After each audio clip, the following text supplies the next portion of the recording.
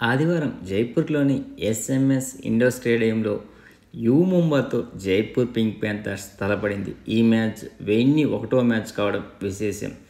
ఈ మ్యాచ్లో ఇరు టీములు నువ్వా నేనా అంటూ తలపడి మంచి తెచ్చేది. మొదటగా జైపూర్ టాస్ గెలిచి యు ముంబాను రైడ్కు ఆహ్వానించింది. యు ముంబా రైడర్ అయినటువంటి గుమన్ సింగ్ మొదటి రైడ్లోని మల్టీ పాయింట్స్ అంటే 2 పాయింట్లు సాధించి మంచి శుభారంభం అందించాడు యు ముంబాకు.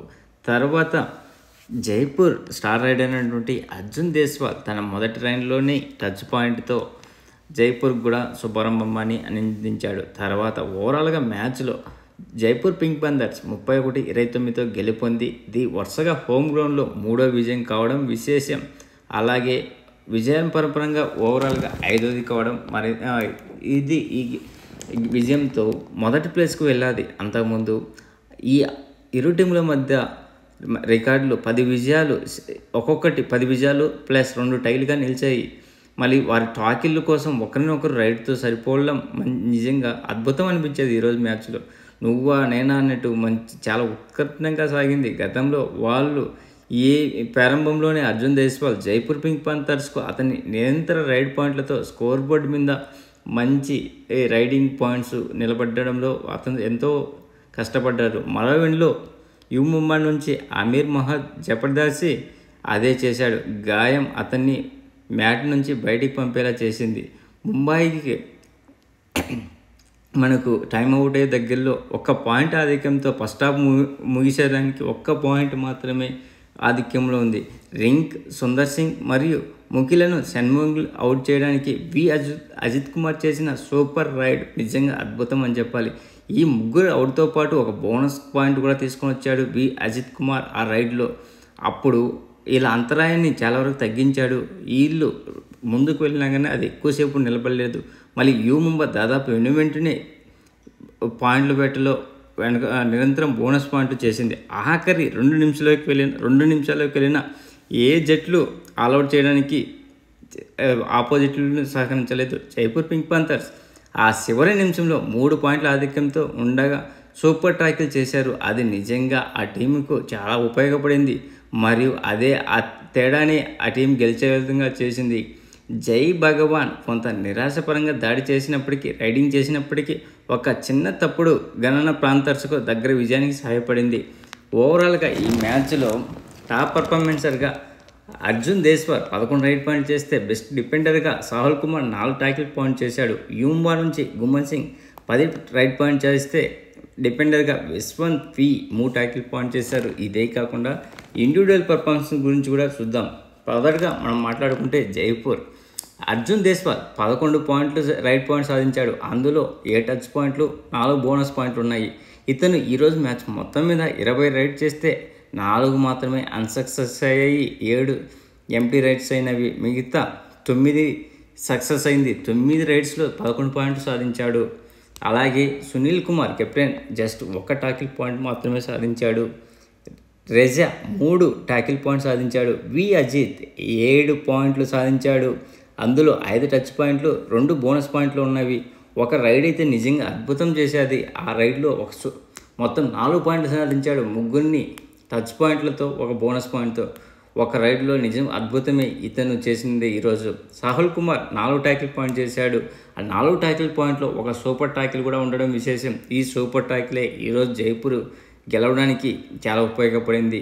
అలాగే అంకుష్ 1 టాకిల్ పాయింట్ చేశాడు. భవానీ రాజ్పూత్ ఈరోజు ఎక్కువేమీ చేయలేదు. ఇతను సాధించింది జస్ట్ 2 పాయింట్లు మాత్రమే, 1 touch point, 1 tackle point.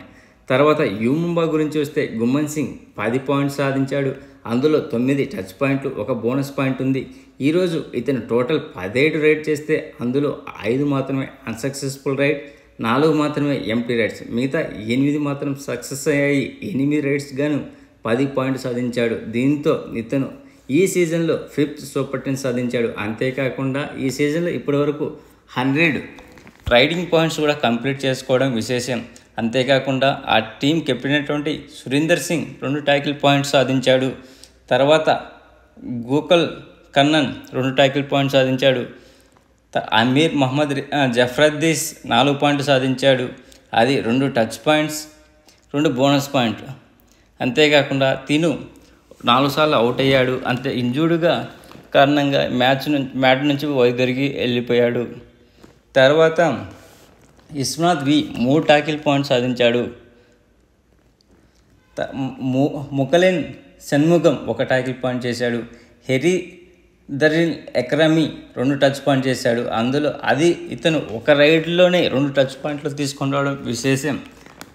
Ali Reza మిర్జియా 1 touch point సాధించాడు. జై భగవాన్ జస్ట్ 1 టచ్ పాయింట్ 2 రైళ్లలో. ఇతను ఈరోజు ఎక్కువ రైడ్ చేయలేదు, జస్ట్ 2 రైడ్లు మాత్రమే చేశాడు. ఆ 2 రైళ్లలో 1 సక్సెస్, 1 ఎంటీ రైడ్ కావడం విశేషం.